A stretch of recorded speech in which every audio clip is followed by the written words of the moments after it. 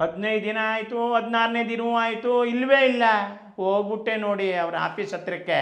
ಬಹಳ ಕ್ರೂರವಾದ ಶಬ್ದಗಳಿಂದ ಇಳಿತೀವೋ ಇಲ್ವೋ ಬಡ್ಡಿ ಮಗನೇ ಅಂದೆ ನಾನು. ಶ್ರೀನಿವಾಸ ಹಾಮನೂರ ಏನು ಕಂಪ್ಯೂಟ್ರು, ಅದು ಬಿಡಿ, ಇವನಿಗಿಂತ ನೀಚ ಅವನು.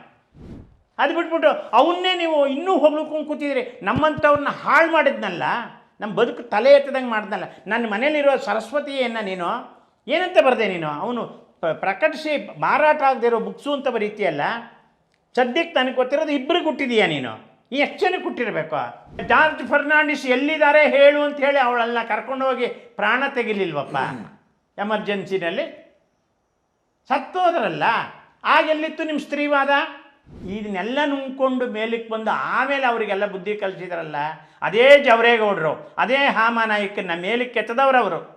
ಶಿವರುದ್ರಪ್ಪನ ತುಳಿದು, ಚಿದಾನಂದಮೂರ್ತಿ ಅವ್ರನ್ನ ತುಳಿದು, ತಿಪ್ಪೇರದ್ದು ಸ್ವಾಮಿ ತುಳಿದು, ಏನು ಯೂನಿವರ್ಸಿಟಿ ಬಗ್ಗೆ ಪುಸ್ತಕ ಬರ್ಕೊಡ್ತೀನಿ ಗಣಪತಿ ನಾನು.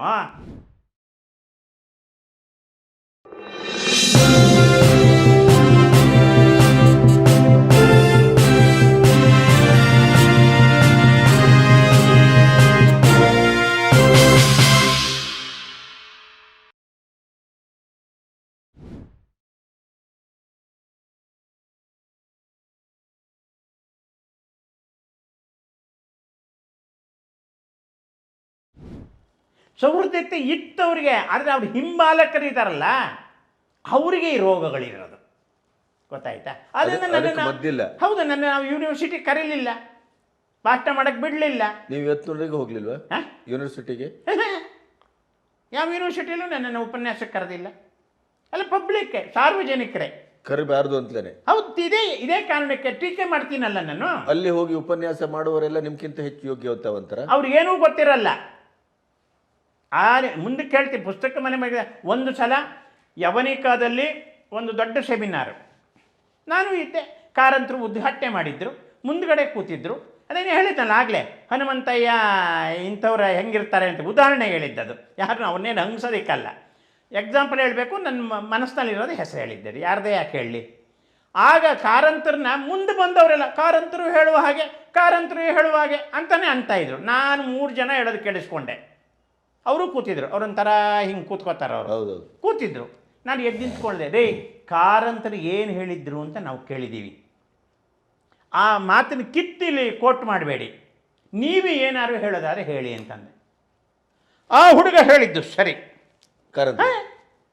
ಆ ಥರ ಮೆಚ್ಚುಗೆ ಪಡೆದವನು ನಾನು ಪಬ್ಲಿಕ್ಕಲ್ಲಿ. ಆಮೇಲೆ ಇಲ್ಲಾಂದರೆ ಏನಿದು ನೀವು ಹರಿಯಾಣ ಪ್ರಿಯ ಮಧ್ಯಲೆದ್ದು ಮಾತಾಡ್ಬಿಡ್ತೀರಿ. ನನ್ನ ಸ್ವಭಾವನೆ ಹಾಗೆ, ಯಾರು ನಾನು ಮೇಲಿದ್ದರೂ ಒಂದೇ, ಕೆಳಗಡೆ ಇದ್ದರೂ ಒಂದೇ ಸಭೆಯಲ್ಲಿ. ಅದು ಹೇಗೆ ಎಲ್ಲರೂ ಬರ್ಕೊಂಡಿದ್ದಾರೆ ಅದನ್ನು. ಅವನು ಇದ್ದುಬಿಟ್ರೆ ಎದ್ದೋಗ್ಬಿಡ್ತಾರಂತೆ ಕೆಲವರು, ಅಷ್ಟು ಅಲರ್ಜಿ. ಹೌದು, ನಾನು ನಿಮಗೆ ಎಕ್ಸಾಂಪಲ್, ಆ ಹುಲಿ ಚಂದ್ರಶೇಖರ್ ಅವರು ಪಟ್ಟಾಭಿ ರಾಮರೆಡ್ಡಿ ಅವ್ರ ಬಗ್ಗೆ ಒಂದು ದೊಡ್ಡ ಇದು ಮಾಡಿದರು. ಅವತ್ತು ನಾನು ಮುಖ್ಯ ಅತಿಥಿ. ಬರ್ಗು ರಾಮಚಂದ್ರಪ್ಪ, ವಿಜಯ, ಆಮೇಲೆ ಇವರು ಯಾರು ಚಿರಂಜೀವಿ ಸಿಂಗು, ಎಲ್ಲರೂ ಬಂದಿದ್ದರು. ನಾನು ಹೇಳಿದೆ, ಬಂಡಾಯ ದಾರಿ ತಪ್ಪಿದ್ದೆಲ್ಲಿ ಅಂತಂದರೆ, ನಿಜವಾದ ಬಂಡಾಯದ ಸಾಹಿತಿ ನಮ್ಮೂರಲ್ಲೇ ಇದ್ದು, ನಮ್ಮ ಮನೆಯಲ್ಲೇ ಇದ್ದು, ಸಂಸ್ಕಾರದಂಥ ಸಿನಿಮಾ ತೆಗೆದು ದೊಡ್ಡ ಕವಿಯಾದಂಥ ಪಟ್ಟಾಭಿ ರಾಮರೆಡ್ಡಿ ಅವ್ರನ್ನ ನೀವು ಕರೀದನೇ ಹೋದರಲ್ಲ, ಅಲ್ಲಿ ತಪ್ಪಾಯಿತು ಅಂತ ಹೇಳಿದೆ ನಾನು. ಸರಿ ಇದೆಯಲ್ಲ? ಹೌದು, ಒಬ್ಬರಿಗೂ ಒಪ್ಕೊಂಡ್ರೆ. ಆಮೇಲೆ ನಮಗೆ ಗೊತ್ತೇ ಇರಲಿಲ್ಲ ಪಟ್ಟಾಭಿ. ಕೆ ರಾಮಾನುಜನ್ನು ಕನ್ನಡದಲ್ಲಿ ಕಾವ್ಯ ಬರೆದಿದ್ದು, ಹೊಕ್ಕಳಲ್ಲಿ ಹೂವಿಲ್ಲ ಅಂತ ಬರೆದಿದ್ದು ಯಾವಾಗ? 60ರ ದಶಕದಲ್ಲಿ. ಆದರೆ 30ನೇ ದಶಕದಲ್ಲಿಯೇ ತೆಲುಗಿನಲ್ಲಿ ಇದೇ ಕೆ ರಾಮಾನುಜನ್ ಪಟ್ಟಾಭಿ ರಾಮರೆಡ್ಡಿ ಆಗಿದ್ದರಲ್ಲ, ಅವರು ಇದ್ರಲ್ಲ ನಮ್ಮ ನಡುವೆ. ಕರೀಲಿಲ್ವಲ್ಲ, ಉದ್ಘಾಟನೆ ಅವ್ರ ಕೈಲಿ ಮಾಡಿಸ್ಬೇಕಾಯಿತು. ಇವತ್ತು ರಾಮಾಯಣದ ಬಗ್ಗೆ, ಇದ್ರ ಬಗ್ಗೆ ಎಲ್ಲ ಮಾಡೋದು ಒಂದು. ಅವರ ಶ್ರೀಮತಿ ಸ್ನೇಹಲತಾ ರೆಡ್ಡಿಯವರು ನನ್ನ ಪ್ರಕಾರ ಕನ್ನಡದ ಮೊದಲನೇ ಸ್ತ್ರೀವಾದಿ. ಆಕೆಗೆ ಜೈಲಿಗೆ ಹಾಕಿದಾಗ ಯಾವ ಸ್ತ್ರೀವಾದಿಗಳು ಹೋಗಲಿಲ್ಲ. ಈ ಶಬ್ದ ಬಳಸಬಹುದಾ? ಎಮರ್ಜೆನ್ಸಿನಲ್ಲಿ. ಹಾಂ, ಜಾರ್ಜ್ ಫರ್ನಾಂಡಿಸ್ ಎಲ್ಲಿದ್ದಾರೆ ಹೇಳು ಅಂತ ಹೇಳಿ ಅವಳೆಲ್ಲ ಕರ್ಕೊಂಡು ಹೋಗಿ ಪ್ರಾಣ ತೆಗಿಲಿಲ್ವಪ್ಪ ಎಮರ್ಜೆನ್ಸಿನಲ್ಲಿ? ಸತ್ತೋದ್ರಲ್ಲ. ಆಗೆಲ್ಲಿತ್ತು ನಿಮ್ಮ ಸ್ತ್ರೀವಾದ? ನೇರವಾಗಿ ಹೇಳ್ತೀನಿ, ಜೈಲಿನಲ್ಲಿದ್ದ ಸೂಳೆಯರಿಗೆ ಪಾಠ ಹೇಳಿ ಅವ್ರನ್ನ ಅವೇರ್ನೆಸ್ ಮಾಡಿದವರು ಸ್ನೇಹಲತಾ ರೆಡ್ಡಿ ರೀ. ಅವಳು ಬಂಗಾಳದೋ ಯಾವುದೋ ಹುಡುಗಿ ಅವಳು. ಶ್ರೀಯುತ ರೆಡ್ಡಿಯವರು ಪಟ್ಟಾಭಿರಾಮ್ ರೆಡ್ಡಿಯವರು ಮದುವೆ ಆಗಿದ್ದರು. ನಮ್ಮ ನಾಡಿಗೆ ಅವರಿಬ್ಬರು ಎಷ್ಟು ಸೇವೆ ಮಾಡಿದ್ದಾರೆ ಅಂದರೆ ಅಷ್ಟಿಷ್ಟಲ್ಲ, ನೆನಪು ಇಲ್ಲ, ಯಾರಿಗೂ ಇಲ್ಲ. ಆದರೆ ಯಾಕೆ ಹೇಳ್ತೀನಿ ಈ ಮಾತುಗಳನ್ನ ಅಂದರೆ, ಹೀಗೆ ಮಾತಾಡೋವನ್ನ ನೀವು ಯಾವತ್ತೋ ಮೆಚ್ಚಿದ್ರೆ ಏನು ಬಂತು? ನಾನು ಸತ್ತೋದ ಮೇಲೆ ನೀವು ಅವ್ನಿಗೆ ಅದು ಗೊತ್ತಿತ್ತು, ಇದು ಗೊತ್ತಿತ್ತು, ಅವ್ನು ಇದ್ದದ್ದು ಚೆನ್ನಾಗಿತ್ತು ಅಂತಂದರೆ, ನಾನು ಸತ್ತೋದ ಮೇಲೆ ನೀವು ಯಾರೂ ಶ್ರದ್ಧಾಂಜಲಿ ಅರ್ಪಿಸಬೇಡಿ. ನಮ್ಮ ಗಣಪತಿಯವರ ಈ ಚಾನಲ್ ಮೂಲಕ ಕೇಳ್ಕೊತೀನಿ. ನಾನು ಸತ್ತ ಮೇಲೆ ನಿಮ್ಗೆ ಇದು ನಮ್ಮ ಮನೆಯವರು ಯಾರೂ ನಂಬಲ್ಲ. ನನಗಿಂತ ಸಿಟ್ಟಿದೆ ನಮ್ಮ ಕುಟುಂಬಕ್ಕೆ. ಯಾಕಂದರೆ ಎಲ್ಲರೂ ಊಟ ಮಾಡಿ ಹೋಗಿದ್ದಾರೆ. ಇದೇ ಸಿದ್ಧಿಲಿಂಗಯ್ಯ, ಹೊಲೆಮಾದಿಗರ ಸಿದ್ಧಿಲಿಂಗಯ್ಯ, ಅವನು ಯಾಕಂದರೆ ಪುಸ್ತಕದ ಹೆಸರದು ಹೊಲೆಮಾದಿಗರ ಹಾಡು ಅಂತ. ಅವನು ಬಂದು ಅವನು ಊಟ ಮಾಡಿದ ತಟ್ಟೆನಲ್ಲೇ ನಮ್ಮ ಮಾರನೇ ದಿನ ನಮ್ಮ ತಂದೆ ಊಟ ಮಾಡಿದಾರಲ್ಲ. ಬಹಳ ದೊಡ್ಡ ಮಾತು ಸರ್ ಇದು. ಮತ್ತೆ ನೀನು ಏನು ಮಾಡಿದ್ದೀನಿ? ನಮಗೆ ಇಷ್ಟು ಸ್ಥಾನಮಾನಗಳಲ್ಲಿ ಬಂದ್ರಲ್ಲ, ನಮಗೆ ನಮ್ಮ ಮನೆಗೆ ಏನು ಮಾಡಿದ್ದಿ? ನಮ್ಮ ತಂದೆಯವರು ಒಪ್ಪಿಸ್ಕೊಂಡಿದ್ದೆ ನಾನು. ಪುರೋಹಿತರವರು, ವೈದಿಕರು, ಪುರೋಹಿತ ಅಷ್ಟೇ ಅಲ್ಲ, ವೈದಿಕರು, ಜನ್ಮದಿಂದ ವೈದಿಕರು. ಅವರು ನಿನ್ನನ್ನು ನಮ್ಮ ಮನೆಗೆ ಅಲೋ ಮಾಡಿದ್ನಲ್ಲ. ನಿಮಗೆ ಬರೀ ವಚನ ಸಾಹಿತ್ಯ, ಬಸವಣ್ಣ, ಶಿವಶರಣರು ಅಂತಿರಲ್ಲ. ನಾನೇನಾಗರೆ? ನಮ್ಮ ಮನೆಯವ್ರೇನು? ಆದರೆ ನೀವು ಹುಟ್ಟಿದ್ದು ಜಾತಿಯನ್ನು ಇಟ್ಕೊಂಡೇ ನಿಮ್ಮನ್ನು ಬಡಿದ್ರು ಅಲ್ವಾ? ಇದಿದ್ದು ಇಷ್ಟೆಲ್ಲ ಆಗಿದ್ದು ನಾನು ಕನ್ನಡ ಸಾಹಿತ್ಯವನ್ನು ಓದಿದ್ದರಿಂದ, ಕನ್ನಡ ಸಾಹಿತ್ಯವನ್ನು ನಾನು ತಲಸ್ಪರ್ಶಿಯಾಗಿ ಓದಿದ್ದೀನಿ. ನನ್ನ ಹಾಗೆ ಓದಿರೋರು ಯಾರೂ ಇಲ್ಲ ಅಂತ ಹೇಳ್ತಾ ಇರೋದು ಯಾರೋ ಪ್ರೊಫೆಸರ್ HS ರಾಘವೇಂದ್ರ ರಾವ್. ಅವ್ರು ಎಲ್ಲರಿಗೂ ಮುನ್ನುಡಿ ಬರೆದವ್ರೆ. ಸಹೃದಯರವರು ನಾನು ಹೇಳಿದ್ದು ಆತ ಒಬ್ಬ ಗಂಭೀರವಾದ ದೊಡ್ಡ ಹೆಸರಿರುವಂಥವ್ರು. OL ನಾಗಭೂಷಣ್ ಸ್ವಾಮಿ. ಮತ್ತೆ ಅವರು ಪೋಸ್ ಕೊಡೋರಲ್ಲ, ಅಲ್ಲ, ಅಗತ್ಯವೂ ಇಲ್ಲ. OL ನಾಗಭೂಷಣ್ ಸ್ವಾಮಿ, ಚಂದ್ರಶೇಖರ ಪಾಟೀಲ್ಗೆ ಮುನ್ನುಡಿ ಬರ್ದಿದ್ದಾರೆ, ಕಾಳೇಗೌಡರ ನಾಗವರೆಗೂ ಮುನ್ನುಡಿ ಬರೆದಿದ್ದಾರೆ, ಎಲ್ ಹನುಮಂತಯ್ಯನಿಗೆ ಮುನ್ನುಡಿ ಬರೆದಿದ್ದಾರೆ. ಯಾರು? ನಮ್ಮ ರಾಘವೇಂದ್ರ ರಾವ್. ಅವ್ರು ಹೇಳ್ತಾರೆ, ಓದಿನ ವಿಷಯದಲ್ಲಿ ಹರಿಹರ ಪ್ರಿಯನ ಮುಂದೆ ಯಾರೂ ಬಾಲ ಬಿಚ್ಚಕ್ಕಾಗಲ್ಲ ಅಂತ. ಆ ಖಚಿತತೆ ಅದು ಏನು ಬಂತು? ನಾನು ಇಲ್ಲಿ ಬಂದು ಅನಾಥನಾಗಿರ್ಬೇಕಾಯ್ತಲ್ಲ. ನಾನು ಇಲ್ಲಿ ಕುರಿ ಕಾಯೋರಿಗೆ, ದನ ಕಾಯೋರಿಗೆ, ರಾಜಕಾರಣಿಗಳಿಗೆ ನಾನು ಸಾಹಿತ್ಯ ಪಾಠ ಮಾಡೋಕ್ಕಾಗತ್ತಾ? ನನಗೆ ಬೆಲೆನೇ ಇಲ್ಲ, ಯಾಕಂದರೆ ನನಗೇನೂ ಇಲ್ವಲ್ಲ, ಬೆಲೆನೇ ಇಲ್ವಲ್ಲ. ಸೊ ಹೀಗಿದ್ದರೂ ಪುಸ್ತಕ ಮನೆಯನ್ನು ನಾನು ಯೂನಿವರ್ಸಿಟಿಗೆ ಒಂದು ಪ್ಯಾರಲೆಲ್ ಆಗಿ ಸಮಾನಾಂತರವಾಗಿ, ಯಾಕಂದರೆ ಇಲ್ಲಿರುವ ಪುಸ್ತಕಗಳಲ್ಲಿಲ್ಲ, ಎಲ್ಲೂ ಇಲ್ಲ. ಅಲ್ಲ, ನಾನು ಹೋಗ್ತಿರ್ಲಿಲ್ಲ, ನಾನು ಮಾಡಿಕೊಂಡೆ ಓದೋದಕ್ಕೆ ಬರೆಯೋದಕ್ಕೆ ಎಲ್ಲಕ್ಕೂ ಅಧಿಕೃತ. ನಾನು ಇಷ್ಟು ಮಾತಾಡಿರೋದಕ್ಕೂ ನಾನು ಎಲ್ಲಕ್ಕೂ ನನ್ನ ಹತ್ರ ರೆಫರೆನ್ಸು, ಅದು ಎಲ್ರಿಗೂ ಗೊತ್ತಿದೆ, ಸಾಕ್ಷ್ಯಗಳಿದೆ, ಎಲ್ಲಕ್ಕೂ. ಸುಮ್ಮನೆ ಬುರುಡೆ ಹೊಡೆದು ನಾನು ಹೊಡೆದಿಲ್ಲ, ಮಾತಾಡಿಲ್ಲ ಅನ್ನುವ ಮಾತೇ ಇಲ್ಲ. ಯಾರ ಬಗ್ಗೆ ಏನು ಹೇಳಿದ್ರು ನನ್ನ ಹತ್ರ ಅಧಿಕೃತ. ಆಗಿದ್ದಾಗ ನಾನು ಮಾಡ್ಕೊಂಡು ಬಂದು ನಿಮಗೆ ಸೇವೆ ಮಾಡಿದ್ದೀನಲ್ಲ. ನಾನೂ ಓದ್ತಾ ಇದ್ದೆ, ನಾನೂ ಬರೀತಾ ಇದ್ದೆ, ಅಧಿಕೃತವಾಗೇ ಬರೆದಿದ್ದೀನಿ, ಬೇಕಾಷ್ಟು ಬರೆದಿದ್ದೀನಿ. ನಾನು ಇವತ್ತಿಗೂ ಕೇಳ್ತೀನಿ, ನಾನು ಬಾವುಟ ಇರೋದು ಎಲ್ಲರೂ ಬರೆದಿದ್ದೀನಿ. ಅದು ಏನು, ಕರ್ನಾಟಕದ ಶಿಕ್ಷಣದ ಒಂದು ಪತ್ರಿಕೆ ಬರುತ್ತೆ ಸರ್ಕಾರದ್ದು, ಅದರಲ್ಲೇ ಬರ್ತೀನಿ 50 ವರ್ಷದ ಹಿಂದೆ. ಬಾವುಟದಲ್ಲಿ ಎಷ್ಟಪ್ಪ ಬಣ್ಣ ಇದೆ? 3 ಅಲ್ಲ, 4. ಮಧ್ಯದಲ್ಲಿರೋ ನೀಲಿ ಬಣ್ಣ ಯಾಕೆ ತೆಗಿತೀರಿ? ನೀವು ಹಾಕ್ಕೊಂಡಿದ್ರಿ ಒಂದು ಸ್ವಲ್ಪ ಕಪ್ಪಾದರೂ ನೀಲಿಗೆ ಹತ್ತಿರ, ನೀಲಿ ಕಪ್ಪು 2 ಒಂದೇ. ಗೊತ್ತಾಯ್ತಾ? ಕೇಸರಿ ಬಿಳಿ ಹಸಿರು ನಡುವೆ ಧರ್ಮಚಕ್ರವು ಅಂತೀರಿ, ನೀಲಿ ಚಕ್ರವು ಅನ್ರಿ. ಅದು ಬಾಬಾ ಸಾಹೇಬರು ಮಾಡಿರೋದದು. ಆಕಾಶದಷ್ಟು ವಿಶಾಲವಾಗಿರಬೇಕು, ಸಮುದ್ರದಷ್ಟು ಹೊರ್ಗರಿಬೇಕು ಅನ್ನೋದು ಆತನ ಮನಸ್ಸಿನಲ್ಲಿ ಇದ್ದಿದ್ದು. ನೀಲಿ ಇದೆ, ಈ 3 ಪಟ್ಟೆಗಿಂತ ಜಾಸ್ತಿ ನೀಲಿ ಇದೆ. ಹಾಗೇನೆ ಕನ್ನಡದ ಕುಲಪುರೋಹಿತ ಅಂದರೆ ಆಲೂರು ವೆಂಕಟರಾಯರಲ್ಲ. ಆಲೂರು ವೆಂಕಟರಾಯರಿಗಿರುವ ಘನತೆ, ಗೌರವ ನನಗೆ ಗೊತ್ತಿದೆ. ಕನ್ನಡಕ್ಕೆ ಹೋರಾಡಿದವರು ಅವರು ಮೊದಲು ಅನ್ನೋದ್ರಲ್ಲಿ 2ನೇ ಮಾತಿಲ್ಲ. ಆದರೆ ನಿಜವಾದ ಕನ್ನಡದ ಕುಲಪುರೋಹಿತ ಡೆಪ್ಟಿ ಚನ್ನಬಸಪ್ಪ ಅವರು. ಅವರು ಸತ್ತಾಗ ಆಲೂರು ವೆಂಕಟರಾಯರಿಗೆ 1 ವರ್ಷ. ಅವ್ರು ಹೆಂಗ್ರಿ ಕುಲಪುರೋಹಿತರಾಗ್ತಾರೆ? ಮೊದಲು ಹಾಸ್ಟೆಲ್ ಮಾಡಿರೋದು ಸಿದ್ಧಗಂಗಾ ಅಲ್ಲ, ಇನ್ನೊಂದಲ್ಲ, ಧರ್ಮಸ್ಥಳ ಅಲ್ಲ, ಇನ್ನೊಂದಲ್ಲ. ಡೆಪ್ಟಿ ಚನ್ನಬಸಪ್ಪ ಅವರು ಮನೆಯಲ್ಲಿ 10 ಮಕ್ಕಳನ್ನ ಇಟ್ಕೊಂಡು ತನ್ನ ಜೋಬ್ನಿಂದ ಆ ಮಕ್ಕಳಿಗೆ ಎಲ್ಲರೂ ಲೇವಡಿ ಮಾಡ್ತಿದ್ರಂತ, ಅನ್ನ ಮಾರ್ತಾವನೆ ಅಂತ. ಇದೆಲ್ಲ ಬರೆದಿದ್ದೀನಿ. ಎಲ್ಲ ಎಲ್ಲಿ ಬರೆಯೋಕ್ಕೆ ಸಾಧ್ಯ ಆಯಿತು? ಪುಸ್ತಕ ಮನೆಯಿಂದ. ಪುಸ್ತಕ ಮನೆ ಒಳಗಡೆ ಇದೆಲ್ಲವೂ ತುಂಬಿದೆ. ಇವತ್ತು ಯಾವನೋ ಬಂದು ವಿಕ್ರಮ್ ಸಂಪತ್ತು ಇವನ ಹೇಳುವ ಅಗತ್ಯ ಇಲ್ಲ. ಎಲ್ಲವೂ ಇದೆ, ನಾವು ನೋಡಬೇಕಲ್ರಿ, ಹುಡುಕ್ಬೇಕು. ಕೋಲಾರದಲ್ಲಿ KGF ಇದೆ, ಚಿನ್ನನೂ ಇದೆ ಅಂತ. ಏನು ಚಿನ್ನ ಬೀದಿಲಿ ಬಿದ್ದಿರ್ತದ?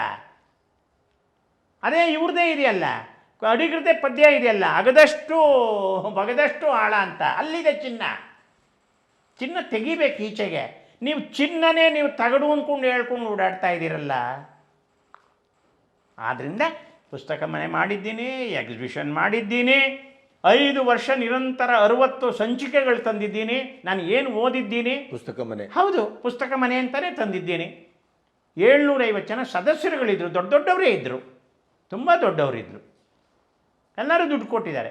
ಆದರೆ ಕೀರಂ ನಾಗರಾಜನಂಥವರು ನಮ್ಮ ಮನೆಗೆ ಬಂದು ಉಪಯೋಗಿಸ್ಕೊಂಡು ಹೋಗಿ ನನಗೆ ಮಾಡಿದ್ದೇನು?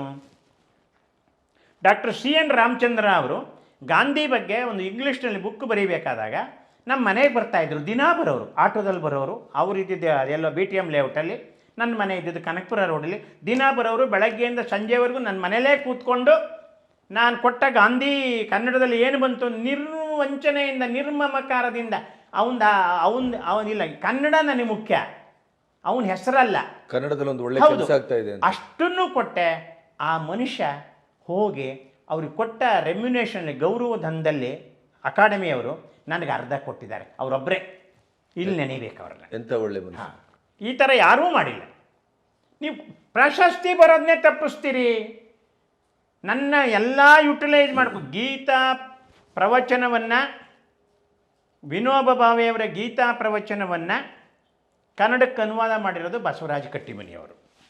ಆದರೆ ಯಾವಾಗ ಅವ್ರಿಗೆ ಹೊಟ್ಟೆಗೆ ಅನ್ನ ಇಲ್ಲದೆ ಇದ್ದಾಗ, ಅವ್ರ ಗುರುಗಳಾದ ಸಿದ್ದವ್ವನಹಳ್ಳಿ ಕೃಷ್ಣ ಶರ್ಮರ ಜೊತೆಯಲ್ಲಿದ್ದಾಗ, ಉಷಾ ಅಂತ ಪತ್ರಿಕೆ ಬರ್ತಿತ್ತು, ಅದಕ್ಕೆ ಅವರು ಅಸಿಸ್ಟೆಂಟಾಗಿ ಕೆಲಸ ಮಾಡ್ತಾಯಿದ್ರು ಆ ಕಾಲದಲ್ಲಿ. ಅದೇನಾಗೋಯ್ತು, ಸಿದ್ದವ್ವನಹಳ್ಳಿ ಕೃಷ್ಣ ಶರ್ಮರು ತಿದ್ದಿದ್ದಾರೆ ಅಷ್ಟೇ, ಅನುವಾದ ಮಾಡಿಲ್ಲ. ಅವ್ರ ಹೆಸರು ಮತ್ತು ಕಟ್ಟಿಮನಿಯವರ ಹೆಸರು ಇತ್ತು. ಆ ಎಡಿಷನ್ನು ನನ್ನ ಹತ್ರ ಮಾತ್ರವೇ ಇರೋದು, ಜಗತ್ತಲ್ಲಿ ಎಲ್ಲೂ ಇಲ್ಲ. ಅದನ್ನು ತೋರಿಸ್ತೆ ಕಲಬುರ್ಗಿ ಅವರಿಗೆ. ಅಪ್ಪ ನೀನು ಕಾಲಿಗೆ ಬೀಳಬೇಕು ಅಂತಂದರು. ಹಾಕಿ ಸರ್ ಅಂದೆ, ಇದನ್ನು ಹಾಕಿ ಕಟ್ಟಿಮನಿಯವರು ವಾಲ್ಯೂಮಲ್ಲಿ ಹಾಕಿ ಅಂದೆ. ಹಾಕ್ಸಿದ್ದೀನಿ, ಬರೆದಿದ್ದಾರೆ. ಆದರೆ ಅದೇ ಕಟ್ಟಿಮನಿ ಹೆಸರನ್ನ ಅವಾರ್ಡ್ನ ಒಂದು ಪ್ರಶಸ್ತಿನ ನನಗೆ ಕೊಡಲಿಕ್ಕೆ ಕಮಿಟಿಲಿ ಕೂತ್ಕೊಂಡಾಗ ಬೇರೆಯವರೆಲ್ಲ ಹೆಸರು ಹೇಳಿದಾಗ ಅದೇ ಕಲಬುರ್ಗಿ ಬಾಯಿನಲ್ಲಿ ಅವನಿಗೆ ಮಾತ್ರ ಕೊಡೋದು ಬೇಡಪ್ಪ ಅಂತ ಅದ್ದರಲ್ಲ. ನೀವು ಯಾವ ಲೋಕಕ್ಕೆ ಹೋಗ್ಬೇಕ್ರಿ? ಇಷ್ಟು ನಿಷ್ಕರುಣೆ, ಹೌದು, ಆಮೇಲೆ ಇಷ್ಟು ಒಂದು ರೀತಿಯ ಕೃತಜ್ಞತಾ ಭಾವ ಇಲ್ಲದೇ ಇದ್ದಂಥದ್ದು, ಕೃತಜ್ಞತೆ, ಇಂತಿಂಥ ದೊಡ್ಡವರಲ್ಲಿ ಏನಿದು ಇಲ್ಲ. ಇದೇನಾಗೋಗಿದೆ ಅಂದರೆ, ಮನುಷ್ಯ ತನ್ನಲ್ಲಿರುವ ಸಣ್ಣತನವನ್ನು ಮುಚ್ಕೊಳ್ಳಿಕ್ಕೆ ಬೇರೆಯವ್ರ ಮೇಲೆ ಇದನ್ನ ಎರ್ತಾರೆ. ಅಂದರೆ ಬಹುತೇಕ ನನಗನ್ಸೋದು, ನೀವು ಹೆಚ್ಚು ಸಾರ್ವತ್ರೀಕರಣಗೊಂಡ್ರೆ, ನೀವು ಹೆಚ್ಚೆಚ್ಚು ಮಾತಾಡ್ತಾ ಹೋದರೆ, ನೀವು ಹೆಚ್ಚೆಚ್ಚು ಪ್ರವೇಶ ಮಾಡ್ತಾ ಹೋದರೆ, ತುಂಬ ಜನರ ಈ ಕೊಟ್ಟಿತನದ ಒಳಗು, ಅದೇ ಕಾರಣಕ್ಕಲ್ವ ನಾನು ಬೆಂಗಳೂರಿಂದ ಓಡಿಸಿರೋದು ಅಂತ ನಿಮ್ಗೆ ಹೇಳ್ತಾ ಇರೋದು ನಾನು. ಅದು ಹೊರಗೆ ಬರುತ್ತೆ. ಹೌದು, ಸಾಂಸ್ಕೃತಿಕ. ಈಗ ನೋಡಿ, ಸಂಗೀತಗಾರರು ಮಾತಿನ ಇಷ್ಟಪಡಲ್ಲ. ಅದಕ್ಕೂ ಇಲ್ಲೇ ಇದು ಸರಿಯಾದ ಬೇಡಿಕೆ. ನನಗೆ ಹೇಳ್ತೀನಿ ಏನು, ನಾನು ಹೇಳಿದ್ದೀನಿ, ಬೇಕಾದ ಕಡೆ ಎಲ್ಲ ಕಡೆ ಹೋಗಿ ಹೇಳ್ತೀನಿ. ಹಂಪೆನಲ್ಲಿ ಇವರು ಉತ್ಸವಗಳು ಅವು ಇವೆಲ್ಲ ಮಾಡಿದಾಗ ಅಲ್ಲೆಲ್ಲ ಹೀಗೆ ಹೇಳ್ತಾ ಇದ್ದೀನಿ, ನಿಮ್ಗೆ ಸಾಹಿತ್ಯ ಗೊತ್ತಿಲ್ಲನೇ ಹಾಡಬೇಡ್ರಿ ಅಂತ ಹೇಳಿದ್ದೆ. RR ಕೇಶವಮೂರ್ತಿ ಎದುರುಗಡೆಗೆ, ಕುರುಡಿ ವೆಂಕಣ್ಣಾಚಾರ್ಯ ಎದುರುಗಡೆಗೆ, ವೀಣೆ ದೊರೆಸ್ವಾಮಿ ಅಯ್ಯಂಗಾರ್ ಎದುರುಗಡೆ ಮಾತಾಡಿದ್ದೀನಿ. ನಿಮಗೆ ಸಾಹಿತ್ಯದ ಅರ್ಥ ಗೊತ್ತಿಲ್ವೋ, ಅದನ್ನು ಬಳಸಬೇಡಿ, ತ್ಯಾಗರಾಜ ಕೊಲೆ ಮಾಡ್ತಾ ಇದ್ದೀರಿ ಅಂತ ಹೇಳಿದ್ದೀನಿ. ಏನದು ಉದಾಹರಣೆ ನೋಡಿ. ಸಂಗೀತ ಕರ್ನಾಟಕ ಸಂಗೀತ ಅಂತಿದೆ, ಏನು ನಮ್ಮ ಪುಣ್ಯಕ್ಕೆ ಇನ್ನೂ ಕರ್ನಾಟಕ ಸಂಗೀತ ಅಂತಿದೆ. ಬೇರೆ ಪಕ್ಕದ ರಾಜ್ಯದವರು ಕಿತ್ತಿ ತಮಿಳುನಾಡಿನ ಸಂಗೀತ ಅಥವಾ ಆಂಧ್ರ ಸಂಗೀತ ಅಂತ ಮಾಡಿಕೊಂಡಿಲ್ಲ, ಅದು ಕರ್ನಾಟಕ ಸಂಗೀತವೇ. ನಿಜವಾಗಿಯೂ ಸಂಗೀತಗಾರರಿರೋದು ತಮಿಳುನಾಡಿನಲ್ಲಿ. ಆದರೆ ಅವರಿಗೆ ತೆಲುಗು ಬರೋದಿಲ್ಲ, ಕನ್ನಡನೂ ಬರೋಲ್ಲ. ಏನಂತದ್ದು, ಬಂಟು ರೀತಿ ಕೋಲು ತಾಳಕ್ಕೆ ಮಾಡ್ಕೊಂಡವ್ರು ಇದನ್ನು. ದೊಡ್ಡವ್ರು GN ಬಾಲಸುಬ್ರಹ್ಮಣ್ಯಂ ಅಂತವ್ರು ಹಾಡ್ತಾ ಇದ್ದಾರೆ, ಹಾಡು ತೋರಿಸಿದ್ದೀನಿ ನಾನು. ಬಂಟು ರೀತಿ ಕೋಲು ಇಯ್ಯವ್ವಯ್ಯ ರಾಮ ಅಂತಾರೆ. ತಪ್ಪು, ತ್ಯಾಗರಾಜದ ಕೀರ್ತನೆ ಅಲ್ಲ ಅದು. ಏನು ಹೇಳ್ತಾರೆ ಅವರು, ಬಂಟು ರೀತಿ ಕೊಲುವು, ತಾಳಕ್ಕೆ ಬರಲ್ಲ, ಹೆಡಪು. ಅವರು ತಮಿಳ್ನವ್ರು ಹಾಳು ಮಾಡಿದ್ರು.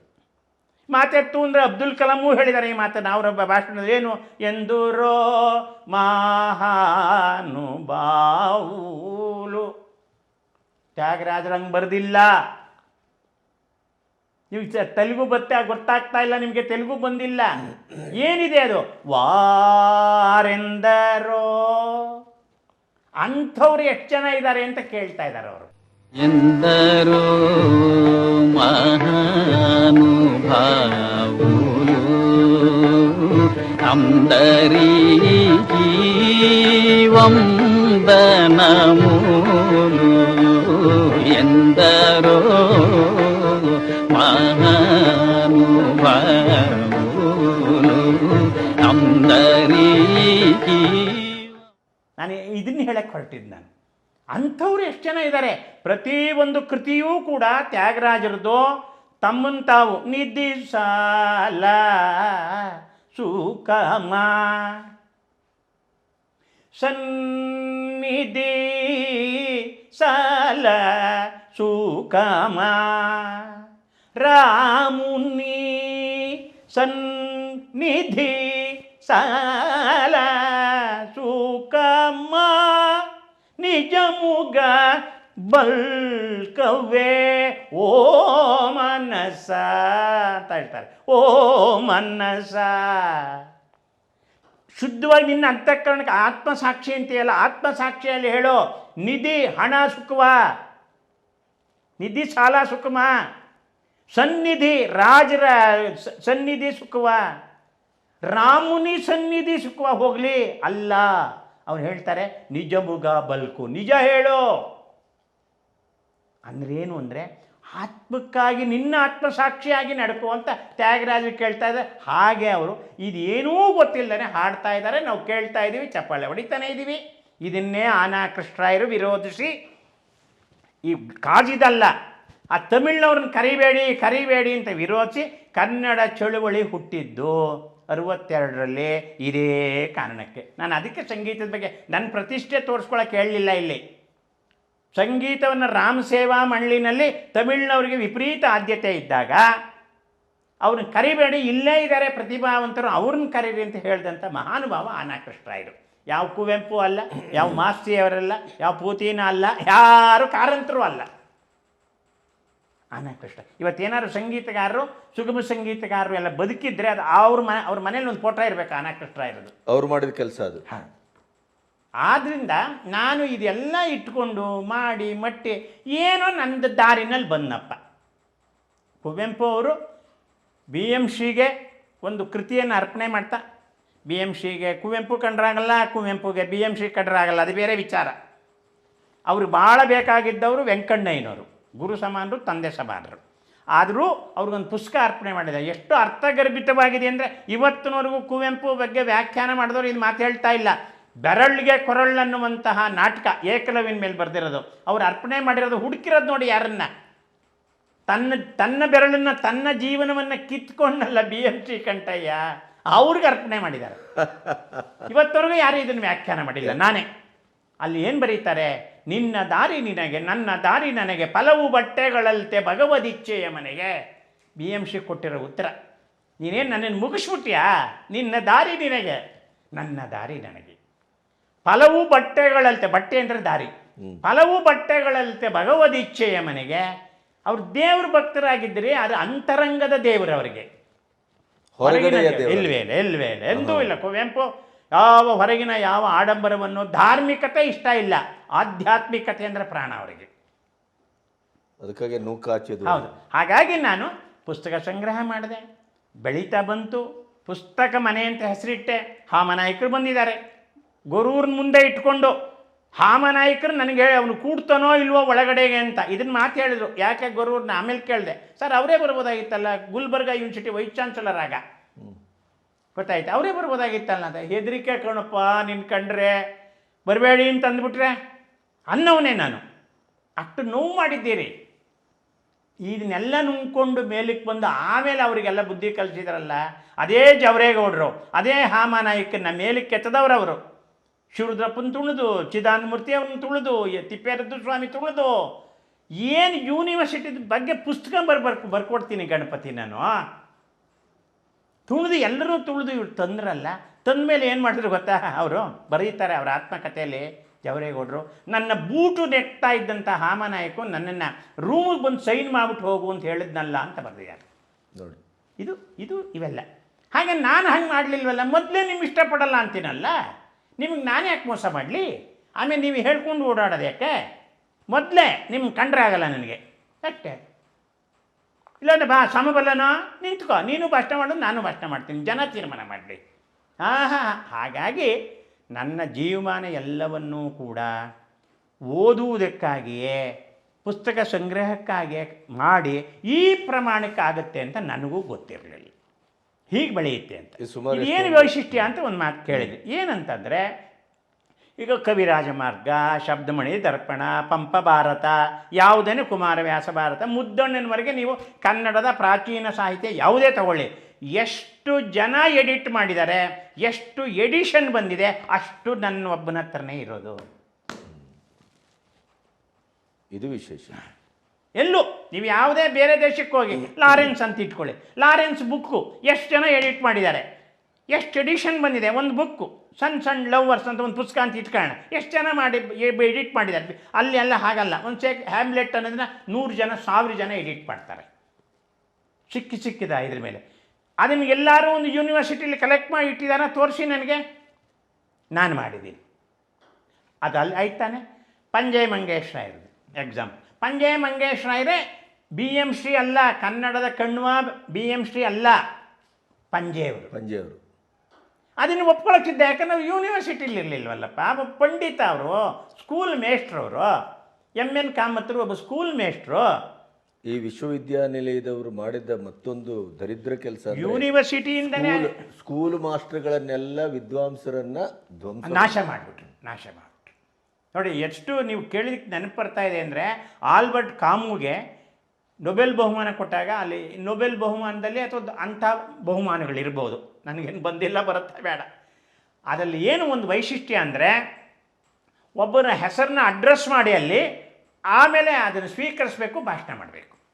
ಇದು ಹಾಗೆ ಯಾವುದೇ ದೊಡ್ಡ ಪ್ರಶಸ್ತಿ, ನ್ಯಾಷನಲ್ ಇಂಟರ್ನ್ಯಾಷನಲ್ ಪ್ರಶಸ್ತಿನಲ್ಲಿ ಇದೊಂದು ಮರ್ಯಾದೆ. ಇದು ಆಲ್ಬರ್ಟ್ ಕಾಮು ಅವರು ಯಾರನ್ನ ಅಡ್ರೆಸ್ ಮಾಡಿದ್ದಾರೆ ಅಂದರೆ, ತಂದೆ ತಾಯಿ ಅಲ್ಲ, ಫ್ರೆಂಡ್ಸ್ ಅಲ್ಲ, ಪ್ರಧಾನಮಂತ್ರಿ ಪ್ರೆಸಿಡೆಂಟ್ನಲ್ಲ, ಪ್ರೈಮರಿ ಸ್ಕೂಲ್ ಮೇಸ್ಟ್ರನ್ನ ಅಡ್ರೆಸ್ ಮಾಡಿದ್ದಾರೆ. ನೋಡಿ, ಅದು ದೊಡ್ಡ. ನನ್ನನ್ನು ಒಬ್ಬ ಸಾಹಿತಿ ಅಥವಾ ನನಗೆ ಇಂಥವನ್ನ ಆಗೋದನ್ನು ಅವರು ಗುರುತಿಸಿದ್ರು. ನಾವೆಲ್ಲ ಯಾವುದೋ ಜಾತಿ, ಯಾವುದೋ ಕುಲ, ಅವರು ಬಡತನದಲ್ಲಿ ಸಾಯ್ತಾ ಇರ್ತಾರೆ ಮೇಷ್ಟ್ರುಗಳು. ಆದರೆ ನಮಗೆ ಪಾಠ ಹೇಳಿದ್ದಾರೆ, ನಮಗೆ ತಿದ್ದು ಕೊಟ್ಟಿರೋರು ಅವರೇ ಹೊರತು ಕಾಲೇಜ್ ಮೇಷ್ಟ್ರುಗಳಲ್ಲ, ಯೂನಿವರ್ಸಿಟಿಯವರಲ್ಲ. ಯೂನಿವರ್ಸಿಟಿ ಒಂದಷ್ಟು ವರ್ಷ ಮುಚ್ಚಿಬಿಟ್ರೂ ಏನು ದಂಡವಿಲ್ಲ. ಅದನ್ನೇ ಗಾಂಧಿ ಹೇಳ್ತಾ ಇದ್ದಿದ್ದು, ಶಿಕ್ಷಣ ಅಂದರೆ ಔದ್ಯೋಗೀಕರಣ ಆಗಲಿ. ನನಗೆ ನೇಯ್ಗೆ ಮಾಡೋದು ಹೇಳ್ಕೊಡ್ರಿ, ಗಾಡಿ ರಿಪೇರಿ ಮಾಡ್ಕೊಡೋದು ಹೇಳ್ಕೊಳ್ರಿ. ನಾವು ಗಾಡಿ ತಗೋತೀವಿ, ನಮಗೆ ರಿಪೇರಿ ಗೊತ್ತಿಲ್ಲ. ವ್ಯವಸಾಯ ಮಾಡಬೇಕು ಅಂತ ಹುಚ್ಚು ಎಲ್ರಿಗೂ ಇದೆ, ಯಾರಿಗಿಲ್ಲ. ಆದರೆ ಅವನಿಗೆ ವ್ಯವಸಾಯ ಮಾಡೋಕ್ಕೆ ಗೊತ್ತಿಲ್ಲ. ಇದನ್ನೆಲ್ಲ ಕಲಿಸ್ಬೇಕು. ಎಲ್ಲಿ ಕಲಿಸ್ಬೇಕು? ಶಿಕ್ಷಣದಲ್ಲಿ ಕಲಿಸ್ಬೇಕು, ಬೇರೆ ಕಡೆ ಇಲ್ಲ. ಸೊ ಈ ಎಲ್ಲ ಕಾರಣಕ್ಕೂ ನಾನು ಆಮೇಲೆ ಪಂಜೆಯವರಿಂದ ಹಿಡಿದು ಇವತ್ತಿನ ಎಲ್ಲ ನಮ್ಮ ಕುಮ್ಮಿ ವೀರಭದ್ರಪ್ಪ ಇರ್ಬೋದು, ಜಯಂತ್ ಕಾಯ್ಕಿಣಿನೂ ಇರ್ಬೋದು. ನನಗೆ ಇನ್ನೊಂದು ಏನು ಅಂದರೆ, ನಾನು ರವಿ ಬೆಳಗೆರೆ ಬಗ್ಗೆ ಮಧ್ಯದಲ್ಲಿ ಒಂದು ಬೈದೆ ಅಂತ ಇಟ್ಕೋಣ. ಆದರೆ ರವಿ ಬೆಳಗೆರೆಯ ಸಮಗ್ರ ಕೃತಿಗಳಿರೋದು ನನ್ನ ಹತ್ರ. ನಾನು ಅವನ ದ್ವೇಷ ಮಾಡ್ತೀನಿ ಹೊರತು ಪುಸ್ತಕಗಳನ್ನ ದ್ವೇಷ ಮಾಡ್ತೀನಿ. ನೀವು ಬರೆದಿರೋ ಪುಸ್ತಕಗಳು ನನ್ನ ಹತ್ರ ಇದೆ. ಕಂಬಾರದು ಅವು ಮಾತು ಮೊನ್ನೆ ಬಂದಿದ್ದು ನನ್ನ ಹತ್ರ. ಅದು ಯಾವುದೋ ಒಂದು ಬುಕ್ ಬೇಕಾಗಿತ್ತು ಆತನಿಗೆ. ನಾನು ಎಷ್ಟೇ ಬೈದರೂ ಆತನ ಥ್ಯೂ ಇಂಥದ್ದೆಲ್ಲ ನೋಡಿದ್ರು ಕೂಡ ಅವರು ಅಷ್ಟು ವರ್ಕ್ಸು ನನ್ನ ಹತ್ರ ಇರೋದು. ಹಾಗೆ ಮಾಡಿ ಇಟ್ಕೊಂಡಿರೋದನ್ನು ಈಗ ನನ್ನ ಆದಮೇಲೆ ಏನು ಮಾಡಬೇಕು, ನನ್ನ ಮಕ್ಕಳು ಏನು ಮಾಡಬೇಕು, ಇದನ್ನು ಎಲ್ಲಿಟ್ಕೋಬೇಕು, ಇದನ್ನು ತಗೊಂಡು.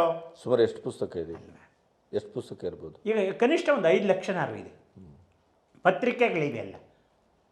ಪ್ರಬುದ್ಧ ಕರ್ನಾಟಕ, ಜೀವನ, ಜಯ ಕರ್ನಾಟಕ, ಸಂಕ್ರಮಣ, ಇನ್ನೂ ಪ್ರಾಚೀನ ಪತ್ರಿಕೆಗಳು ಕನ್ನಡದಲ್ಲೂ ಇದೆ, ತೆಲುಗಿನಲ್ಲಿದೆ, ಇಂಗ್ಲೀಷ್ನಲ್ಲಿದೆ.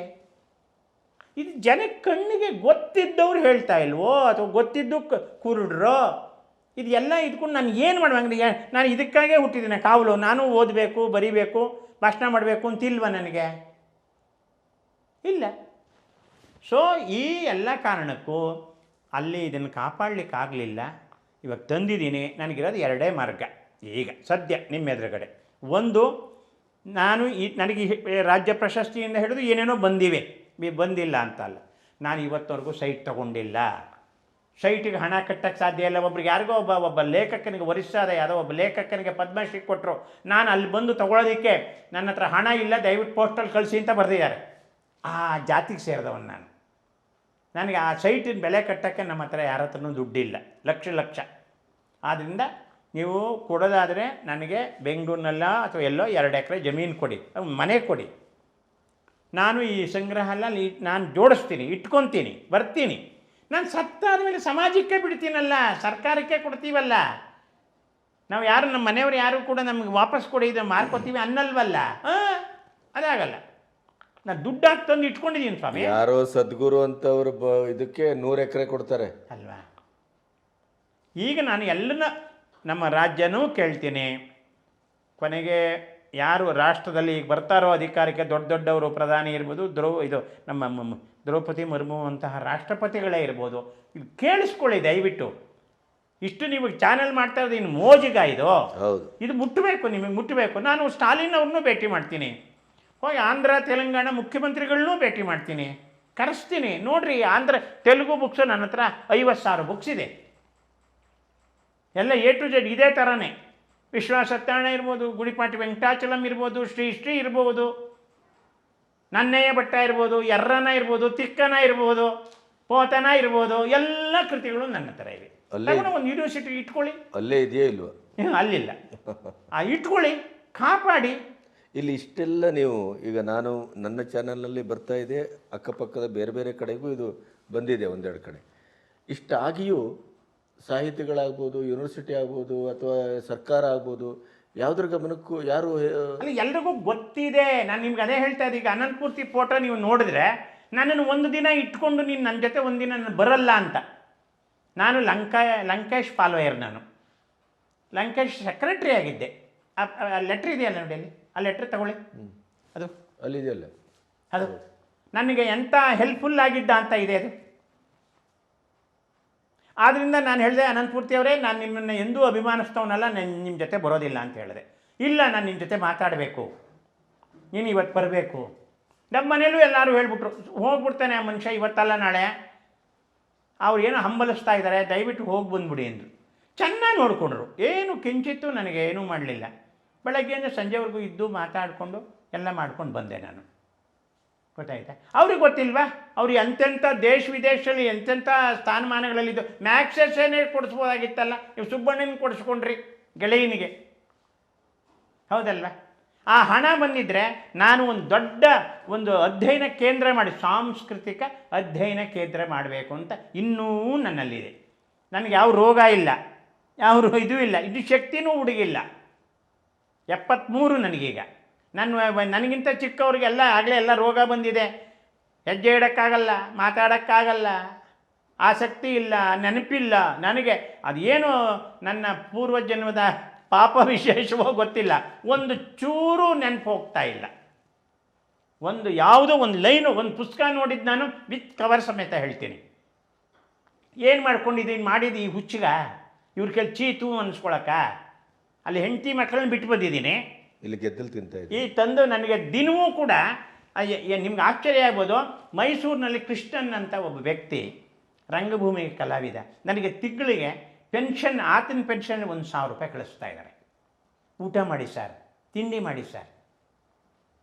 ನಾನು ಇಲ್ಲಿಗೆ 6 ಟ್ರಕ್ಕಲ್ಲಿ ತಂದಿರೋದು ಬುಕ್ಸು, 6 ಟ್ರಕ್, 65,000 ರೂಪಾಯಿ ಆಯಿತು. ಕೊಟ್ಟವ್ರು ಯಾರು? ನಾರತ್ನ ಅಂಥವರು, HS ರಾಘವೇಂದ್ರ ಅಂಥವರು, OL ನಾಗಭೂಷಣ್ ಸ್ವಾಮಿ ಅಂಥವರು, ಕುಮಾರ್ ಚೆಲ್ಯ ಅಂತ. ಅವ್ನು ನಾನು ನೋಡಿಲ್ಲ, ನಾನು ನೋಡಿಲ್ಲ. ಶಿವಮೊಗ್ಗ ಯೂನಿವರ್ಸಿಟಿ ರಿಜಿಸ್ಟ್ರಾರ್ ಆಗಿದ್ದಾನೆ ಆತ. ನನಗೆ 10,000 ರೂಪಾಯಿ ಕಳಿಸಿದ್ದಾನೆ. ಮೊದಲು ತಗೊಳ್ಳೋ ಕಾಪಾಡ್ಕೊಳ್ಳಿ. ಬೇಕಷ್ಟು ಜನ ಅದು ಸಾರ್ವಜನಿಕರು ಮಾಡಿದ್ದಾರೆ. ನಿಮಗೇನ್ರಿ, ಒಂದು ಯೂನಿವರ್ಸಿಟಿ ಸಂಘ ಪರಿಷತ್ತಿಗೆ ಏನಾಗಿದೆ? ಸಾಹಿತ್ಯ ತಗೊಂಡೋಗಿ ಇಟ್ಕೋ ಪುಸ್ತಕಗಳನ್ನ ಕೊಟ್ಬಿಡ್ತೀನಿ. ಯಾರು ಒಬ್ಬ ಶ್ರೀಮಂತನ ಹಿಡಿದು ನಾನು ಏನು ಬಯಸ್ತಾ ಇದ್ದೀನೋ ಕೊಡಿಸ್ಬಿಡಿ, ನಾನು ಬದುಕೊಡ್ತೀನಿ. ಸಾಯೋವರೆಗೆ ನಮ್ಮ ಉಳಿದ ದಿನಗಳಲ್ಲಿ ನಾನು ಪಾಯಸ ಕುಡ್ಕೊಂಡು, ನೀರು ಕುಡ್ಕೊಂಡು, ಕಾಫಿ ಕುಡ್ಕೊಂಡು ಬದುಕ್ತಾ ಇದ್ದೀನಿ. ನನ್ನ ಕೈಲಿ ಆಗ್ತಾ ಇಲ್ಲ ನೋಡ್ಕೊಳ್ಳೋಕ್ಕೆ, ಜಾಗ ಇಲ್ಲ. ನೋಡಿ ಹೇಗಿದೆ ಅಲ್ಲಿ. 5,000 ಬೀರುಗಳು ಬೇಕು ಅದು ಇಡಬೇಕಾದ್ರೆ, ಭದ್ರವಾಗಿ ಇಡಬೇಕಾದ್ರೆ. ಇಲ್ಲೆಲ್ಲೋ ಇತ್ತು ಪುಸ್ತಕ, ಗೆದ್ದಲು ತಿಂತಾ ಇದೆ ಪುಸ್ತಕಗಳು, ಅದು ಸಿಕ್ಕಲ್ಲ ಇನ್ನು. ಪಲ್ಯ ಇದೆ ನೋಡಿ, ಪಕ್ಕದಲ್ಲೇ ಇದೆ ನೋಡಿ. ಎಲ್ ಗುಂಡಪ್ಪ ಅವರು ಕನ್ನಡದ ಮಹಾನ್ ಒಬ್ಬ ವಿದ್ವಾಂಸರು, ಆದಿಪುರಾಣವನ್ನು ಎಡಿಟ್ ಮಾಡಿದವರು. ಅದಕ್ಕೆ ಬರೆದಿರೋ ಅವ್ರ ಮುನ್ನುಡಿ ಇದೆಯಲ್ಲ, ಇವತ್ತಿಗೂ ನಮಗೆ ಅದೇನೇ. ಇನ್ಯಾರೂ ಆದಿಪುರಾಣಕ್ಕೆ ಆ ಥರ ಮುನ್ನುಡಿ ಯಾರೂ ಬರೆದಿಲ್ಲ. ಅವರು ಜಾನಪದ ಸಂಗ್ರಾಹಕರಲ್ಲಿ ಅವರು ಮತ್ತಿಕಟ್ಟ ಕೃಷ್ಣಮೂರ್ತಿ ಅವರ ಅಣ್ಣ ಅವರು. ಈ ಬುಕ್ಕು ಅವರು ತಮಿಳ್ನವರು, ಎಲ್ ಗುಡ್ಡಪ್ಪ ಅವರು. ತಮಿಳು ಸಾಹಿತ್ಯದ ಬಗ್ಗೆ ಬರೆದಿರೋ ಬುಕ್ಕು ನನ್ನ ಹತ್ರ ಇದೆ. ಅದು ಯಾವ ಥರ ಇದೆ ನೋಡಿದ್ರೆ, ಮೊನ್ನೆ ಯಾವುದೋ ಹುಡುಕೋಣ ಹೋಗೋಣ, ತೆಲುಗು ಸಾಹಿತ್ಯ ಚರಿತ್ರೆ ಇದೆ, ಮಲಯಾಳಂ ಸಾಹಿತ್ಯ ಚರಿತ್ರೆ ಇದೆ, ಎಲ್ಲವೂ ಇದೆ. ಇದನ್ನು ನೋಡೋಣ ಅಂತ ಹೋಗಿ ನೋಡ್ತೀನಿ, ಹತ್ತುಬಿಟ್ಟೆ ಕೂತ್ಕೊಂಡು. ಇದು ಹೋಯ್ತು, ಅಷ್ಟೇ ಮುಗೀತು. ಇಲ್ಲಿ ಬಂದಮೇಲೆ ಆದದ್ದು ಅವು ಈಗ ನಾನು ಹಿಂದೆ ಯಾವ ಬುಕ್ಕನ್ನು ಇದು ಮಾಡ್ಕೊಂಡಿಲ್ಲ. ಬುಕ್ ಕೊಡದೇ ಇದ್ದರೆ ಅವ್ರನ್ನ ಅದ್ರ ಕತೆ ಹೇಳ್ಬೋದಾ? ಹೇಳ. ಪುಸ್ತಕ ತಗೊಂಡೋಗು ಕೊಡದೇ ಇದ್ದವರು. ಹಾಂ, ಪರಮಶತ್ರು ಯಾರು? ರವಿ ಬೆಳಗೆರೆ. ಜಗತ್ತೆಲ್ಲ ಹುಡುಕ್ಬಿಟ್ಟ, ಶ್ರೀ ಆತ್ಮಕಥೆ ಬೇಕಾಗಿತ್ತು. ಅದು ನನ್ನ ಹತ್ರನೇ ಇರೋದು. ಯಾರೋ ಹೇಳ್ಬಿಟ್ಟವ್ರೆ, ಆಂಧ್ರದಲ್ಲಿ ಫೋನ್ ಮಾಡಿದ್ದಾನೆ, ಅಲ್ಲಿ ಮಾಡಿದ್ದಾನೆ, ಇಲ್ಲಿ ಮಾಡಿದ್ದಾನೆ. ಬಂದ್ಬಿಟ್ಟಪ್ಪ ನಮ್ಮ ಮನೆಗೆ ವೋಟ್ರ್ ಬಗ್ಗೆ ಹಾಕ್ಕೊಂಡು. ನಾನು ಆವಾಗ ಇದತ್ರ ದೇವಗಿರಿ ಗುಡ್ಡದ ಮೇಲಿದ್ದೆ, ಬನಶಂಕರಿನಲ್ಲಿ. ಈ ಶತ್ರುಗಳು ಮತ್ತು ಹೀನ ಮನುಷ್ಯರು ಹೇಗಿರ್ತಾರೆ ಅಂತಂದರೆ ತೋರಿಸ್ಕೊಳ್ಳೋದಿಲ್ಲ. ಅಂದಿದ್ದೆಲ್ಲ ಆಯಿತು, ಬರೆದಿದ್ದೆಲ್ಲ ಆಯಿತು, ಎಲ್ಲ ಮಾಡಿರ್ತಾರೆ. ಬಂದ ತಕ್ಷಣ ನಮ್ಮ ತಾಯಿಯವ್ರಿಗೆ ನಮಸ್ಕಾರ ಮಾಡಿಬಿಡೋದು. ನನ್ನ ಹೆಂಡ್ತಿ ನನಗಿಂತನೂ ದೊಡ್ಡವಳು, ಅವನಿಗಿಂತ ಅವ್ರ ತಾಯಿ ಸಮಾನ ನನ್ನ ಹೆಂಡ್ತಿ. ಈಗ ಇನ್ನೇನು 80ಕ್ಕೆ ಬಂದಿದ್ದಾಳೆ ಅವಳು. ಅದರ ಬದುಕಿನ ಕಥೆ ಹೇಳಿದ್ರೆ ಅದು ಬೇರೆ. ಆಮೇಲೆ ಅವಳು ಬಂದು ನಮಸ್ಕಾರ ಮಾಡಿಬಿಡೋದು, ಎಲ್ಲ ಮಾಡ್ಬಿಡು. ನಾನು ಯಾರು ಗೊತ್ತೋ? ರವಿ ಬೆಳಗೆರೆ. ಅವ್ರಿಗೆ ಆಶ್ಚರ್ಯ ಆಗೋಯ್ತು. ಇದು ಬೈದಿರ್ತೀವಲ್ಲ, ನನಗೆ ಕೊಲೆ ಮಾಡಿದ್ದಾನೆ ಇವನು ಅಂತ ಪತ್ರಿಕೆಯಲ್ಲೇ. ಆಮೇಲೆ ಏನು ಅಂತಂದರೆ, ಸಾಮಾನ್ಯದವರಲ್ಲಪ್ಪ ರೇರಪ್ರಿಯ ಅಂದರೆ ನೋಡಿ, ನನ್ನಂಥವನು ಇಲ್ಲಿಗೆ ಬರೋಂಗೆ ಆಗೋಯ್ತು. ಈ ಥರ ಎಲ್ಲ ಡೈಲಾಗ್ ಹೊಡೆದು ಕೊನೆಗೆ, ಅಣ್ಣ ಅದೊಂದು ಬುಕ್ ಬೇಕಾಗಿತ್ತಲ್ಲ ಶ್ರೀದು, ಮನೆ ಬಾಗಿಲಿಗೆ ಬಂದಿದ್ದಾರೆ. ನಾನು ಮಾಡ್ತಾ ಇರೋದು ಸರಸ್ವತಿ ಸೇವೆ. ಇವನು ಒಬ್ಬನಿಗೆ ಯಾಕೆ ಇಲ್ಲ ಅಂತ ಹೇಳಬೇಕು? ಯಾವತ್ತು ತಂದು ಕೊಡ್ತೀಯಪ್ಪ ಅಂದೆ ಅಷ್ಟೆ. ಇದೇ ನಾನು ಎಲ್ರಿಗೂ ಕೇಳೋದು. ಯಾರು ನನ್ನ ಹತ್ರ ಬರಲಿ, ಶ್ರೀನಿವಾಸ ಅವನೂರಿಂದ ಹಿಡಿದು ಶ್ರೀನಿವಾಸ ಅವನೂರ ಏನು ಕಂಪ್ಯೂಟ್ರು ಅದು ಬಿಡಿ, ಇವನಿಗಿಂತ ನೀಚ ಅವನು, ಅದು ಬಿಡಿ. ಅದು ಬಂದು ಕೊಟ್ಟೆ. ಯಾವತ್ತು ಕೊಡ್ತೆ? 15 ಅಲ್ಲಪ್ಪ, 15 ದಿನ ನಿನಗೆ ಟೈಮು, ನೀನೇ ಹೇಳಿರೋದು. ನೀನು 15 ದಿನ ಅಂತ ಕೊಡಲಿಲ್ಲ. 16ನೇ ತಾರೀಕು ನಾನು ವಕ್ರಿಸ್ಕೊಂಡ್ಬಿಡ್ತೀನಿ ಅಂತ ಹೇಳಿದ್ದೆ. 15 ದಿನ ಆಯಿತು, 16ನೇ ದಿನವೂ ಆಯಿತು, ಇಲ್ಲವೇ ಇಲ್ಲ. ಹೋಗ್ಬಿಟ್ಟೆ ನೋಡಿ ಅವರ ಆಫೀಸ್ ಹತ್ರಕ್ಕೆ. ಕೆಳಗಡೆಯಿಂದ ಅದು ಚಾನಲ್ನಲ್ಲಿ ಆ ಶಬ್ದಗಳೆಲ್ಲ ಬಳಸಬಾರದು. ನಾನು ಬಹಳ ಕ್ರೂರವಾದ ಶಬ್ದಗಳಿಂದ ಇಳಿತೀವೋ ಇಲ್ವೋ ಬಡ್ಡಿ ಮಗನೇ ಅಂದೆ ನಾನು. ಅವರೆಲ್ಲ ಬಂದು, ಏನು ಸಾರ್ ನಮ್ಮ ಬಾಸನ್ನ ಈ ಥರ ಎಲ್ಲ ರೇ ಕರೆಯ ಹೋಗಯ್ಯ, ಇಲ್ಲ ನಾನು ಬರಲ್ಲ ಒಳಿಕೆ ಕೊಟ್ಟು ಕಳಿಸ್ಬಿಟ್ಟ. ಬುಕ್ಕು ಬರಲಿಲ್ಲ ಅವನು. ಆದರೆ ಮಾರನೇ ದಿನ ಬರೀತಾನೆ. ಇದು ನೀವು ಕೇಳಿದ್ರಲ್ಲ, ಇಷ್ಟೊತ್ತು ಕೇಳ್ತಾನೆ ಇದ್ರಿ, 10 ಸಲ ಕೇಳಿದಿರಿ ನನ್ನನ್ನು. ಯಾಕೆ, ಏನು ಕಾರಣ? ಅವನು ಹೇಳ್ತಾನೆ, ಅವನ ಮನೆಗೆ ಹೋಗಿದ್ದೆ, ಅಲ್ಲಿ ಪುಸ್ತಕಗಳಿವೆ ರ್ಯಾಕ್ಗಳಲ್ಲಿ. ಆ ಪುಸ್ತಕಗಳು ಅವನು ಬರೆದು ಪ್ರಿಂಟಾಗಿ ಮಾರಾಟ ಆಗದೇ ಇರುವ ಪುಸ್ತಕಗಳು. ಇದಕ್ಕೆ ನಾನು ಹುಟ್ಟಿರೋದು. ನೀನು ಹುಟ್ಟಿರೋದ ಈ ಸುಳ್ಳನ್ನೇ ಬರ್ಕೊಂಡು ಏನು ಅವನ ಬಗ್ಗೆ ಸೀತಾರಾಮೂ ಮಾತಾಡ್ತಾನೆ, ಜೋಗಿನೂ ಮಾತಾಡ್ತಾನೆ. ಲೇ ನಿಂತ್ಕೊಳ್ರೋ ಯೋಗ್ಯರ, ಏನು ನೀವು ನಾಡಿನ ಬಗ್ಗೆ ಏನು ಗೊತ್ತು ಅಂತ ಮಾತಾಡ್ತಾ ಇದ್ರಿ? ನಿಮ್ಮ ಫ್ರೆಂಡನ್ನ ಬೂಸ್ಟ್ ಮಾಡ್ಕೊಳಕ? ಲುಚ್ಚ ಫೆಲೋ ಆದರೂ ನನ್ನ ಗೆಳೆಯ ಲುಚ್ಚ ಅಂತ ಹೇಳ್ಬೇಕು ನೀವು. ಅದು ಬಿಟ್ಬಿಟ್ಟು ಅವನ್ನೇ ನೀವು ಇನ್ನೂ ಹೊಗಳ್ಕೊಂಡು ಕೂತಿದ್ರಿ. ನಮ್ಮಂಥವ್ರನ್ನ ಹಾಳು ಮಾಡಿದ್ನಲ್ಲ, ನಮ್ಮ ಬದುಕು ತಲೆ ಎತ್ತದಂಗೆ ಮಾಡಿದ್ನಲ್ಲ. ನನ್ನ ಮನೇಲಿರೋ ಸರಸ್ವತಿಯನ್ನು ನೀನು ಏನಂತ ಬರೆದೆ ನೀನು? ಅವನು ಪ್ರಕಟಿಸಿ ಮಾರಾಟ ಆಗದೆ ಇರೋ ಬುಕ್ಸು ಅಂತ ಬರೀತೀಯಲ್ಲ. ಸದ್ಯಕ್ಕೆ ನನಗೆ ಗೊತ್ತಿರೋದು 2 ಹುಟ್ಟಿದೀಯ ನೀನು. ಎಷ್ಟು ಜನಕ್ಕೆ ಹುಟ್ಟಿರಬೇಕು? ಸಾಯೋಗಿ ಸತ್ಯ ಹೇಳ್ತೀಯಾ? ಅದನ್ನು ನಾನೇ ಮುಂಚೆನೇ ಬರೆದಿದ್ದೀನಲ್ಲ, ಅದು ಆದಾಗಲೂ ಬರೆದಾಕ್ಬಿಟ್ನಲ್ಲ ಲೇಖನನ. ಕೊಳೆತು ನಾರುತ್ತಿರುವ ರವಿ ಬೆಳಗೆರೆಯ ಕೊನೆಯ ದಿನಗಳು ಅಂತ ಬರೆದಿದ್ದೀನಿ ಲೇಖನ. ಪುಸ್ತಕ ಮನೆಯಲ್ಲಿ ಬಂದ್ಬಿಡ್ತು. GH ನಾಯ್ಕರವರು, ಹರಿಹರ ಪ್ರಿಯ ಇಷ್ಟು ಕ್ರೂರವಾಗಿ ನೀವು ಬರೀತೀರಾ ಅಂತ ಅವರಿಗೆ ಹೇಳಿದೆ ಫೋನಲ್ಲಿ. ನೀವು ಬರೆದಿರೋದು ಕಡಿಮೆ ಅಂದರು ಅವರು. ಅರೇ ನೀನು ನನ್ನ ಬಾ ಅಂತ ಹೇಳಿದವನು ಯಾರು? ಶ್ರೀ ನನ್ನ ಇದು ನೋಡಿ, ಅಲ್ಲಿ ಶ್ರೀ ನನ್ನ ರೂಮಲ್ಲಿದ್ದವರು ಬಂದು, ಒಬ್ಬ ಮಹಾನ್ ದೊಡ್ಡ ಭಾರತ ದೇಶ ಕಂಡ ಕ್ರಾಂತಿ ಪುರುಷ ಆತ. ಅವ್ರ ಪುಸ್ತಕ ಕೊಟ್ಟಿದ್ದಕ್ಕೆ ನನಗೆ ಮರ್ಯಾದೆ ಏನು ಕೊಟ್ಟೆ ನನಗೆ ನೀನು? ಈ ಥರ ರೀ ಕನ್ನಡ ನಾಡಿನಲ್ಲಿ ನನಗೆ ಎಷ್ಟು ಚಿತ್ರಹಿಂಸೆ ಕೊಟ್ಟಿದ್ದಾರೆ ಅಂದರೆ ಅವ್ರ ಫಾಲೋವರ್ಸೇ ಇವರೆಲ್ಲ. ಈ ಅರ್ಜಳ್ಳಿ ನಾಗರಾಜ, ಎಲ್ ಹನುಮಂತಯ್ಯ, ಮುಕುಂದರಾಜು, ಇವರೆಲ್ಲ ಸೇರ್ಕೊಂಡೇನು ಅಂದರೆ ಜಿದ್ದು ಬಂದ್ಬಿಡುತ್ತೆ ನೋಡಿ. ಅವನು ಯಾರು ಬಗ್ಗುಬಡಿಯವರು ಇದ್ದಾರೆ ಅಂದರೆ ಇಂಥವ್ರು ಹುಡುಕ್ತಾರೆ. ಅವನು ತಪ್ಪು ಮಾಡಿದ್ದಾನೆ ಅಂತ ನಾನು ಹೇಳಲ್ಲ, ಪ್ರಚೋದನೆ. ಲಂಕೇಶ್ಗೂ ಅದೇ ಹಣೆ ಬರ ಆಯಿತು. ಕೊನೆಯಲ್ಲಿ ಅವನ ಜೊತೆ ದುಷ್ಟು ಕೂಟುಗಳಿತ್ತು. ಅವನು ಸರಿಯೇ ಇದ್ದ, ಬಹಳ ದೊಡ್ಡ ಪ್ರತಿಭಾವಂತ, ದೊಡ್ಡ ಲೇಖಕ. ಅಲ್ಲಿದ್ದವ್ರು ಯಾರು? ಇಂಥವ್ರು. ಅವನ ಕೆಲ ಬರ್ತಾರೆ. ಆತನಿಗೆ ಜಾತೀಯತೆಯ ಮೇಲೆ ಎಂದೆಂದೂ ನಂಬಿಕೆ ಇರಲಿಲ್ಲ. ಇವರು ಹುಟ್ಟಿ ಹಾಕಿದರು, ಬಗ್ಗು ಬಡಿದ್ರು. ಲಂಕೇಶ್ ಕಲೆ ಶಿವಪ್ರಕಾಶ್ ಕವಿ ಅಲ್ಲ ಅನ್ನೋದು, ಅವನ ಅಪಹಾಸ್ಯ ಮಾಡೋದು, ನಾಟಕಕಾರ ಅಲ್ಲ ಅನ್ನೋದು, ತೇಜಸ್ವಿ ಮಾಡಿದ ತೇಜಸ್ವಿ ಬಗ್ಗೆ ಹುಚ್ಚುಚ್ಚಾಗಿ ಬರೆದಿದ್ದು. ಆ ಪತ್ರಿಕೆ ಉಳಿದಿದ್ದೇ ತೇಜಸ್ವಿಯಿಂದ. ಅಯ್ಯೋ, ಆ ಕೊನೆ ಪುಟ ಓದಲಿಕ್ಕೆ ಅಲ್ವಾ? ಈಗ ಅಗ್ನಿ ಉಳಿದಿದ್ದು ಯಾರಿಂದ? ನಾವು ಯೋಚನೆ ಮಾಡಲ್ಲ. ಈ ರವಿ ಬೆಳಗೆರೆ ಉಳಿದಿದ್ದು ಯಾರಿಂದ? ಅಗ್ನಿಯಿಂದ. ಅಗ್ನಿ ದುಡ್ಡು ಕೊಡದೇ ಇದೆ, ಮಾಡದೇ ಇದ್ರೆ ನೀನು ಪತ್ರಿಕೆ ಸ್ಟಾರ್ಟ್ ಮಾಡೋಕ್ಕಾಗ್ತಿತ್ತಾ? ಕೃತೋಸ್ಮರ ಕೃತಂ ಸ್ಮರ ಅಂತ ಹೇಳುತ್ತೆ ವೇದದಲ್ಲಿ. ಮಾಡಿದ್ದನ್ನು ನೆನೆ, ಮಾಡಿದವರನ್ನು ನೆನೆ. ಕರೆಕ್ಟ್.